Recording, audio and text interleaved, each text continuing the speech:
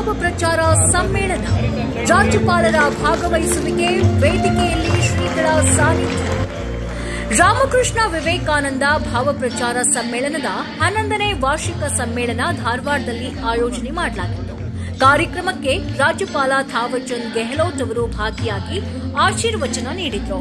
ಲಿಂಗಾಯತ ಭವನದಲ್ಲಿ ಭಕ್ತಿ ಭಾವದಿಂದ ಶಿಸ್ತಿನ ವಾತಾವರಣದಲ್ಲಿ ಭಾವಪ್ರಚಾರದ ಮಹಾಸಭೆ ನಡೆದಿದೆ.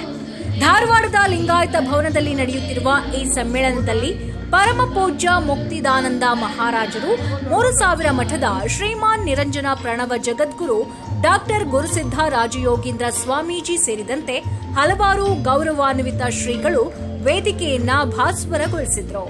ವಿವೇಕಾನಂದರ ಆದರ್ಶ, ಸೇವಾ ತತ್ವ, ಯುವಶಕ್ತಿ ಮತ್ತು ಭಾರತೀಯ ಸಂಸ್ಕೃತಿಯ ಜಾಗರಣೆಯ ಬಗ್ಗೆ ಈ ವೇದಿಕೆಯಲ್ಲಿ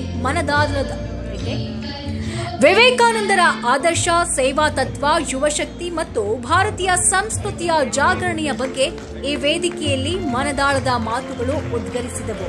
ಕಾರ್ಯಕ್ರಮದಲ್ಲಿ ರಾಜ್ಯಪಾಲರು ಧರ್ಮ, ಸಂಸ್ಕೃತಿ ಮತ್ತು ಮೌಲ್ಯಾಧಾರಿತ ಜೀವನದ ಅಗತ್ಯವನ್ನ ಪ್ರತಿಪಾದಿಸಿದರು. ವೇದಿಕೆಯ ಮೇಲೆ ಶಾಸಕ ಅರವಿಂದ್ ಬೆಲ್ಲದ್, ಹುಬ್ಬಳ್ಳಿ ಧಾರವಾಡ ಮಹಾನಗರ ಪಾಲಿಕೆಯ ಮೇಯರ್ ಜ್ಯೋತಿ ಪಾಟೀಲ್ ಸೇರಿದಂತೆ ಅನೇಕ ಜನಪ್ರತಿನಿಧಿಗಳು ಹಾಗೂ ಗಣ್ಯರು ಉಪಸ್ಥಿತರಿದ್ದರು.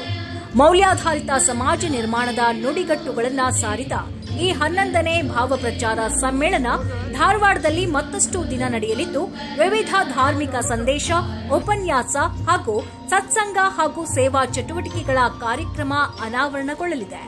ಶ್ರೀನಿಧಿ ನ್ಯೂಸ್ ಧಾರವಾಡ.